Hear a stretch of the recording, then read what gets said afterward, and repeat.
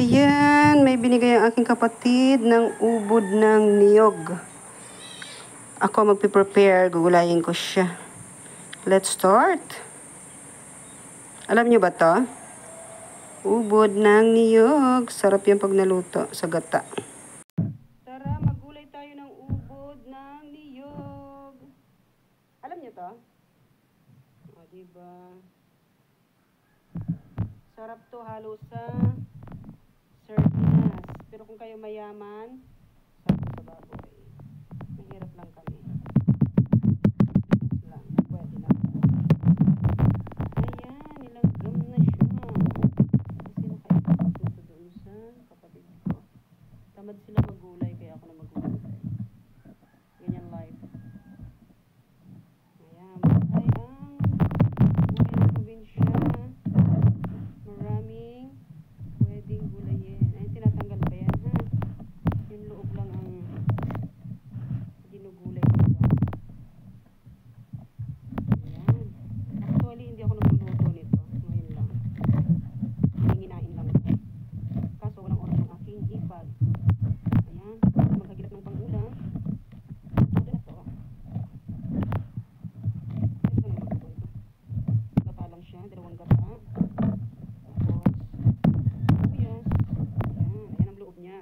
Kailangan makuha yung pinaka-ubod niya. Tatanggalin pa siya. Diba? Very good of kids. Matigas-tigas na pinatanggal pa. Pero pag malambot na, okay na siya. Ha? Ayan, tanggal pa tayo ng isa. Pero yung part na ano na siya, mura na. Huwag matanggal yun. Okay. Ay, Bambi! Huwag mo magkab ng hindi ka. So, wait kung bata ka. Ayan. Sarap ako. Nilalanggam na yung ating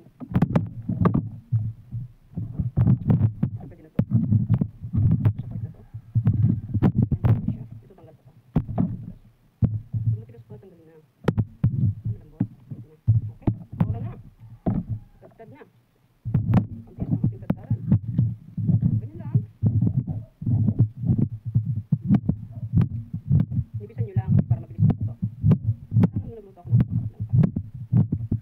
tinanong ko ng hipag ko dahil makapagluto niya. Ayan, tuloy-tuloy na yung ating pagbabalat.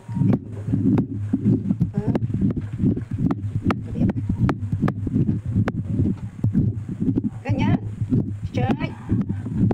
Basta matapos. Naluto kasi yun, syempre, kukunsin niya. Mga nasa probinsya ka, pag ka magluluto, libre ka sa ulam. Natatamad-tamad, bibili ka na lang ng panghalo. Okay?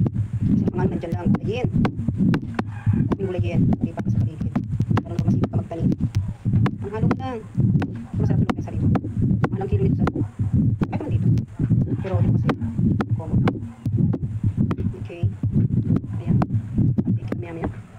Ayan ang aking gugulayin na ubod ng nyog. Ito ang aking panghalo sardines. Tinanggal ko na sa kanyang lata at hindi naman yan sponsored. At yung pantimpla kong Maggi syrup. Ay, sinabi pa rin. Tsaka yung aking luya at sibuyas. Ito yung panggata ko. Dinamihan ko. Kasi gusto ko marami. Ayan. So, let's start na. Ayan, di ko nagigisayin yung aking lulutuin at ito'y to the max na. Ilagay na sa ilalim yung sibuyas at luya.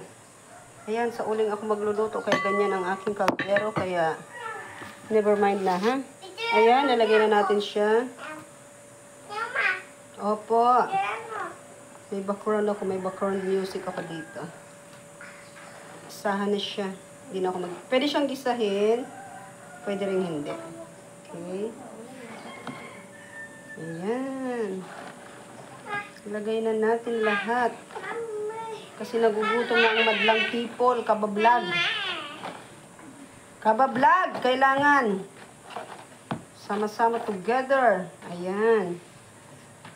Kasi ilagay na natin yung asan yung pangalawang gata ko dito? Same na yan. Yun yung sa dulo.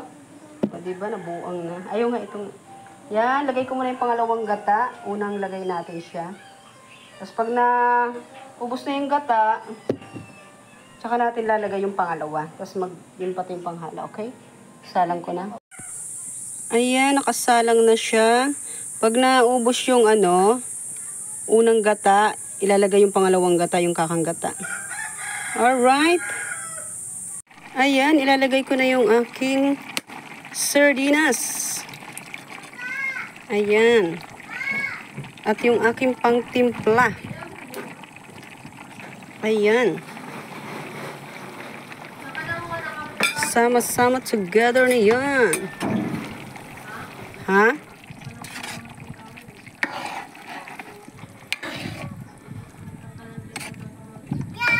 Binigay sa akin ni Eden.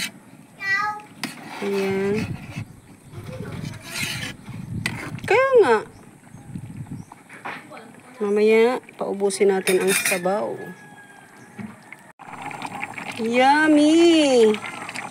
Yan, patutuyo-tuyuin ko na lang yung aking gata. Para masarap, magmantika. Magmantika yung gata. Yan ang gusto ko. Sarap. Kunti na lang. Magbawas lang yung sabaw. Gusto ko kasi may sabaw. Masarap yung sabaw. Basta sardinas yung halo. Ayan. Ayan. Konti na lang. Kakain na. Gusto ko ganyan. May sabaw-sabaw. Kasi yung lasa ng gata. Sarap. Kasi maano naman yan eh. Sisip-sipin pa yan. Sarap! Ano pa ba? Ready na! Ayan, luto na ang aking ubod ng nyog. Nakalimutan pa yung ginulay. Ayan na, yummy-yummy. San ka pa? Masarap may sabaw kasi gata yan, purong gata ng nyog. Yan ang pinakamasarap, lalo na pagka may natira sa kinabukasan, malamig. Oh my gosh. Todo na to. Let's eat na. Thank you for watching.